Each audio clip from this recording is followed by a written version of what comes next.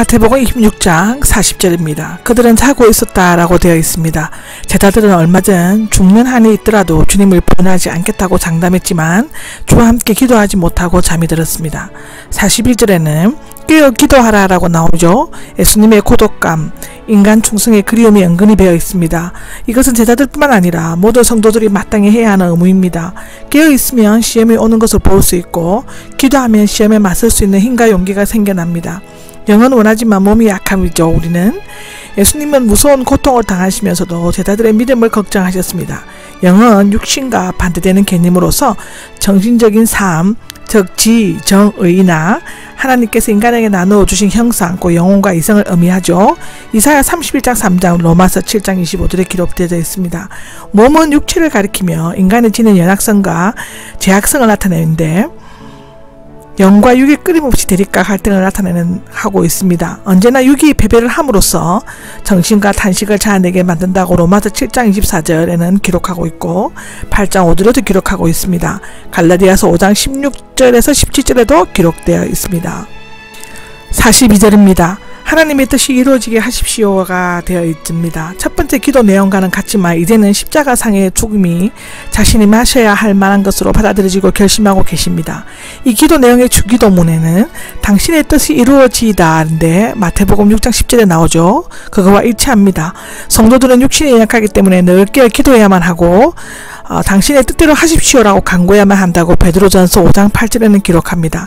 하나님은 언제나 우리의 최선만을 생각하신다고 에베소 1장 13절 17절에는 기록하고 있습니다. 그들은 자고 있었다라고 43절에 기록하고 있는데 그들의 변화산에서처럼 졸음에 겨우 눈이 내리 감겼고 정신없이 잠들어 있었습니다. 지금 사탄의 소동을 받는 유다는 예수님을 붙잡으려고 열심히 쫓아다니고 있고 예수님도 피땀 흘려 기도하시는데 그들이 잠자고 있는 것은 육신의 피곤 이전에 영적인 나태함을 드러내고 있습니다. 조금 후에 그들은 예수님을 버리고 도망가고 베드로는 3번씩이나 그를 부인하게 됩니다. 그들이 깨어야 할 때는 자고 자야 할 때는 잘못 깨어 있었습니다.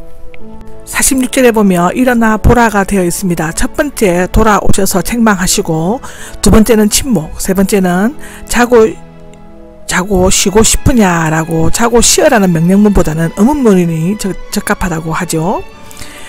그리고 이제는 죽음을 두려워하지 않고 적극적이고 능동적으로 일어나 가자고 말씀하셨습니다. 예수님은 3번에 걸친 기도에서 영적인 담대함과 용기를 얻으셨습니다.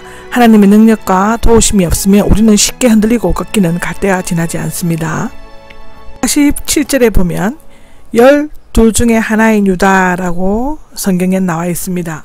공관복음서 기자들이 유다를 똑같은 명칭으로 부르고 있는 것은 12 중에 하나가 유다의 별명이었거나 또는 영광스러운 12대자 중에서 배신을 한 사람이었기 때문이었을 것으로 보여지는데 마가복음 14장 43절, 누가복음 22장 47절에 기록되어 있습니다. 아마도 유다는 성만찬 때 마지막 떡 조각을 받은 후 나가 예루살렘 정교 지도자들과 흥정을 한 후 6월절 식사 후 갈림산 겟세마니로 가실 것을 미리 예상하시고 무리들을 끌고 그곳으로 내려왔을 것이라고 요한복음 14장 30절에는 기록되어져 있습니다.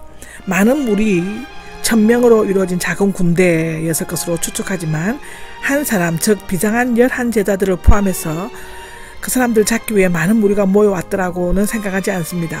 그들은 평화의 왕에 대한 인식이 부족한 대제사장들과 바리새인들, 백성들의 장로들이 보낸 자들, 즉 국경 수비대원들과 성전 경비들 이었다고 누가복음 22장, 요한복음 18장에는 기록되어져 있습니다. 칼과 몽둥이를 든 것을 보면 로마 군인들과 폭력적인 건달패들이 섞여 있었던 것 같은데 예수님이 기적적인 능력을 잘 알고 있었던 유다는 실패하지 않도록 단단히 무장을 시키라고 조언을 했을 것입니다. 9절입니다. 선생님 안녕하십니까 라고 되어 있는데 유대인들의 일반적인 인사법입니다. 유다가 선생님 즉 주님이 아니라 합대하고 부르면서 입맞춘 것은 역사상 가장 추악하고 가정스러운 제약의 인사였습니다. 유다의 마음속에 있는 사탄은 겉으로는 천사처럼 가장하지만 속에는 온갖 괴계와 악독이 가득한 존재였습니다. 그러나 가장 아름답고 모범적인 입맞춤도 있었습니다. 죄 많은 여인 누가복음 7장 38절, 당자 아버지 누가복음 15장 20절, 에베소서 교회 장로들 사도행전 20장 37절에 나옵니다. 유다의 입맞춤은 일반적인 필레오보다 더 강한 카타필레오 즉 다시 말하면 몇 번이나 강하게 입맞추다로 표현되어져 있습니다. 아마도 캄캄한 밤 감람나무 숲에서 뒤덮인 장소에서 감람나무 숲으로 뒤덮인 장소에서 예수님을 찾기는 그리 쉽지 않았으므로 신호를 미리 짤 필요가 있었을 것으로 보여집니다. 50절입니다. 친구여 라고 하죠. 당시 사제지간이나 친한 동물을 부를 때 흔히 사용했던 호칭입니다. 예수님께서 자기를 배신하고 팔자를 향해 친근하게 동료, 동지라고 부른 것은 끝까지 제자를 사랑하고 뒤늦게나마 회개하기를 바라는 애틋한 심정을 읽을 수가 있습니다. 유다는 자살할 때까지 예수님 앞에 나타나지 않았습니다. 재판할 때 정의로 나타나지 않았으며 암흑 속에서 사라진 뒤 스스로 파놓은 파멸의 함정에 스스로 빠지고 말았습니다. 이 장면은 가장 신이 맞던 부하요 양직이기도 했던 브루투스의 칼에 맞을 때 시저가 피 흘리며 한 말을 연상케 합니다. 브루투스, 너까지냐? 내가 하려고 행하라고 하는데 내 볼 일을 보라. 무엇을 위해 무엇 때문에 왔느냐? 온 목적을 몰랐을게가 아니라 내가 하려는 일을 속히 하라 라고 하는 의미라고 요한복음 13장 27절에는 기록되어져 있습니다. 유다라는 뜻은 칭찬할 만하다는 좋은 뜻이지만 지금은 개 이름으로도 쓰이지 않는다고 합니다. 손을 대어 붙잡다인데 원수들이 붙잡기 전에 스스로 자신을 밝히고 결박당하셨다고 요한복음 18장 8절에는 나와 있습니다.